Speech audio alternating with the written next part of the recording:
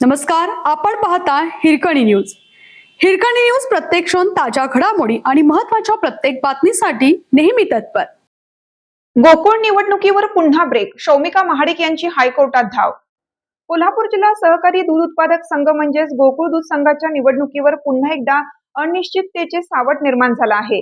1200 सभासद संस्थांच्या पात्रता अपात्रतेचा निर्णय प्रलंबित असताना संचालिका शौमिका महाडिक यांनी थेट मुंबई उच्च न्यायालयाच्या कोल्हापूर सर्किट बेंचमध्ये याचिका दाखल केली आहे. कोणत्या संस्था पात्र कोणत्या अपात्र याबाबत निर्णय झाल्यानंतर निवडणूक घ्या या मागणीसाठी जिल्हा सहकारी दूध उत्पादक संघाच्या गोकुळ संचालक शौमिका महाडिक यांनी मुंबई उच्च न्यायालयाच्या कोल्हापूर सर्किट बेंचमध्ये धाव घेतली आहे. त्यामुळे पुन्हा एकदा निवडणूक वेळेत होईल की नाही याबाबत साशंकता निर्माण झाली आहे. गोकुळ दूध संघाची पंचवार्षिक निवडणूक केव्हा जाहीर होईल याकडे दूध संस्थांसह जिल्ह्याचे लक्ष लागून राहिलं आहे.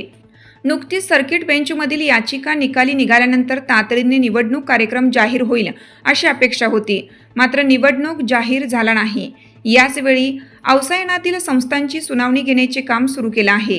यातून केव्हाही निवडणूक जाहीर होईल अशी स्थिती असतानाच संचालक शौमिका महाडिक यांनी सर्किट बेंचमध्ये याचिका दाखल केल्याचे सांगितले. आपल्या हिरकणी न्यूज चॅनलला लाईक करा, शेअर करा आणि सबस्क्राईब करायला विसरू नका आणि रहा अपडेट.